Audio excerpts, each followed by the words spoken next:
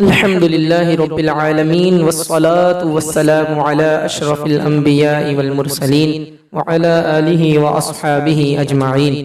پیارے محترم اسلامی بھائیوں، شب برات کو مغرب کی نماز کے بعد جو 6 رکعت نفل نمازیں جو ادا کی جاتی ہیں، اس کی ڈیٹیل، اس کی تفصیل کچھ یوں ہے کہ پہلی 2 رکعتیں اس نیت کے ساتھ ادا کیجئے کہ یا اللہ پاک ان 2 رکعتوں کی برکت سے میری عمر میں برکت عطا فرما، خیر کے ساتھ مجھے لمبی عمر عطا فرما۔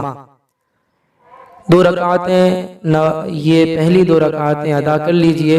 اس کے بعد سلام پھیرنے کے بعد یاسین شریف پڑھ لیجئے۔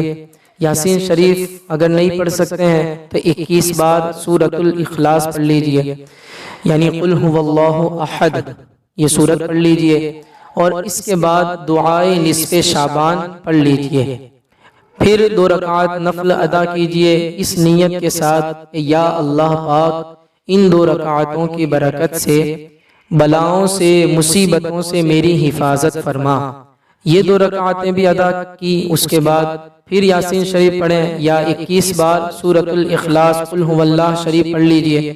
پھر اس کے بعد دعائے نصف شعبان پڑھیے۔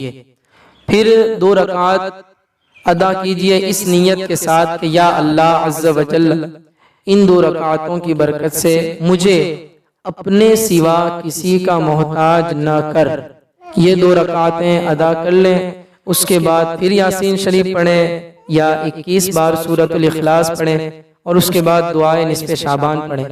اور ایسا بھی کر سکتے ہیں کہ ایک اسلامی بھائی زور سے پڑھیں اور باقی لوگ یاسین شریف اور سورۃ الاخلاص اور دعائے نصف شعبان کو سن لیں، اور خاموشی کے ساتھ سنیں، ساتھ میں پڑھنا نہیں ہے، پڑھنے والا بلند آواز سے پڑھیں، آپ لوگ جو ہے خاموشی کے ساتھ اس کو سماعت کیجئے۔ اور جو نفل نمازیں ہیں ان میں آپ سورۃ الفاتحہ کے بعد جو سورت چاہتے ہیں آپ پڑھ سکتے ہیں، اور اگر یہ بھی کر سکتے ہیں کہ سورہ فاتحہ کے بعد 3 بار سورہ اخلاص قل هو اللہ شریف پڑھ لیجئے۔ اس طریقے سے جو ہے 6 رکعت نفل ادا کر لیجئے۔ من الشیطان الرجیم، بسم اللہ الرحمن الرحیم۔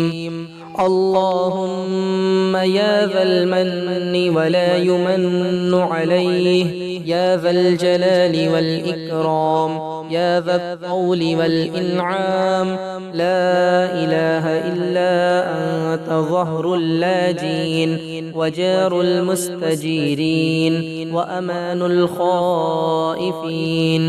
اللهم إن كنت كتبتني عندك في الكتاب شقيا أو محروما أو مطرودا أو مقترا علي في الرزق، فامح اللهم بفضلك شقاوتي وحرماني وطردي واقتتار رزقي، وأثبتني عندك في الكتاب سعيدا مرزوقا موفقا للخيرات، فإنك قلت وقولك الحق في كتابك المنزل على لسان نبيك المرسل، يمحو الله ما يشاء ويثبت وعنده الكتاب۔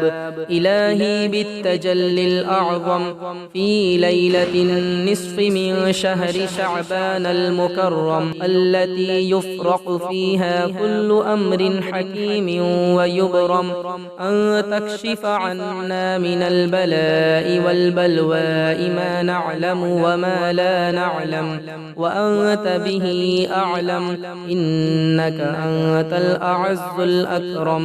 وصلى الله تعالى على سيدنا محمد وعلى آله وأصحابه وسلم، والحمد لله رب العالمين۔